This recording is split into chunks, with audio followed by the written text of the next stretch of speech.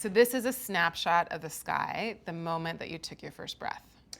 So if someone had walked out of Hillcrest General Hospital in Queens, New York, December 21st, 1969, and looked up at the sky, this is a representation of that. Yes. So you were born at the very moment, if we have the exact time of birth. Yes, 7:38. It just changed signs, but we have you with Capricorn rising. So the rising sign tells us the motivation for living your life and its purpose and like how you go about that, what you want to be known for. So a Capricorn rising wants to be known for its ability to scale any mountain, to accomplish any task, to look at something practically and be like, what kind of to-do list do I need to create in order to accomplish this thing? So it's like wanting to be known for someone who is responsible, reliable, resourceful, and able to get the job done. Does that resonate for you? I'm going to say yes. Okay. I mean, I literally looked in the camera because I'm like, you're describing Vlad. But I mean... It's also, and it's very different than the other part of your chart, because obviously you're not like this, but Capricorn can have a tendency to be a little bit removed or remote. So if there's ways in which sometimes you come off as being a little distant and then all of a sudden incredibly friendly and very social, and other people might call it moody. There's people in this room who are like...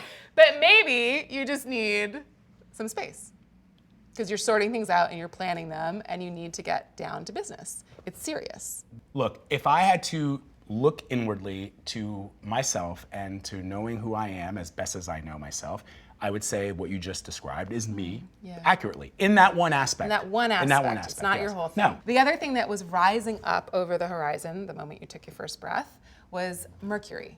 What does Mercury do? Communicates. I'm a blabbermouth. That's what people say about I me. didn't say it. I'm a blabbermouth. My producers know that. My co-anchors know that. I'm a blabbermouth. So now you can just say, I have Mercury in the first house. I can't help it. And you have a Mercury that astronomically was a very, very bright evening star, which the ancients would have said, oh, that's a mark of someone with a very strong intellect and a very strong mind and a need for information.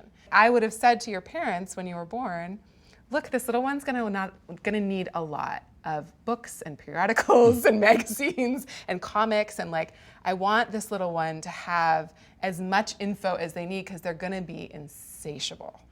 This is remarkable, and I only say that because two things. One, for years, the knock of being a blabbermouth has been one that I've like fully come to embrace. But obviously, when you're a kid and growing up, and people say those things to you, they can seem sometimes hurtful. And then you say to yourself, well, why am I like that? Why can't I stop myself from being a blabbermouth? As you tell me to shut the hell up, Vlad. But this, I wish I would have said this first.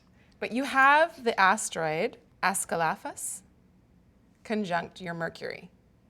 And that Greek myth is of literally a tattletale. Right. That's... Literally the asteroid that's named after the Greek god of tattletaling is connected to your Mercury, which dispenses information. So what does that mean? You have no choice but to be a tattletale. I'm not a tattletale. No. You have no choice, but your thing is to give out information and to inquire and to receive and to collect, and it is your identity. And right, so, tattletale in the sense of like when you learn something, you have to share it. Not in, Mom, Erica is the one who knocked over that vase, my sister. I mean, maybe you did that a little bit. So the other way in which we can see your insatiable appetite for knowledge is that your moon is in Gemini. Gemini is ruled by Mercury, so it's a very curious sign, and your moon is how you do everyday life. But like learning and the mind is where you go when the emotional self or the physical self or any part of that feels a little off kilter. It's very important for you to have, again, access to people you can talk to, and it's in your sixth house of work. So would you say that for your job and for a living that you talk a lot? Yeah, I would say yes. And it's part of the reason why I was attracted to this profession in the first place. Also, I'm really good at Trivial Pursuit. I can only imagine.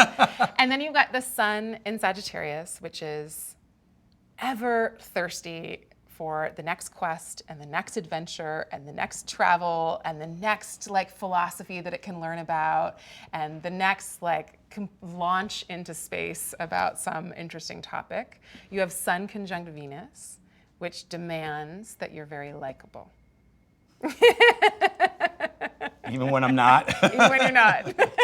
Even when your Capricorn rising is like, I just want to be left alone. And so it can become a kind of impediment sometimes to being honest about who we are, because we feel this need to be pleasant and to be somebody who other people can connect to. So then would you say that those moments where somebody might perceive me to be moody or quiet or reticent is the switch can't always be on? Can't always be on. Because that takes a lot of energy. It might be too on sometimes.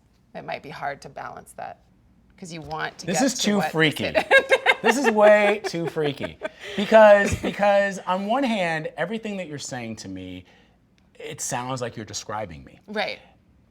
On the other hand, the things that you're saying are not terrible. Well, I haven't gotten into the challenging parts of it. So when you look at this, what is the one thing that you would say, hey, Vlad, be careful? Well, you've got both a square from Pluto to your sun and Mars to your moon. And so both of those things definitely speaks to the like heated emotions. Was there ever any harm done to the body? Was there anything that you had to work through physically? I want to put a little red flag around like getting heated emotionally, or if that was a factor in your childhood or with a parent, and if that ever, you know, like impacted you in physical, emotional kind of ways. I mean, if I say to you, yes, that did happen, what does that mean?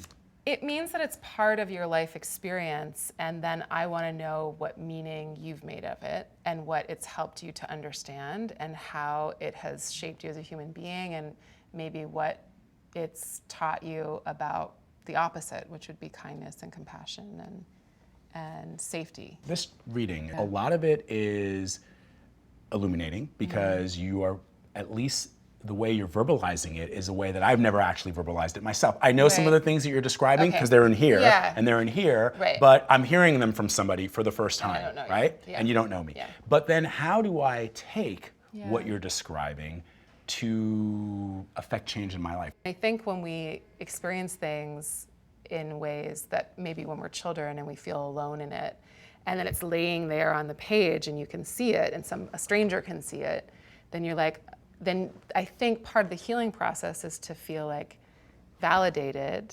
witnessed, and understood in a place. And I don't think healing can happen until we feel that. You're hired.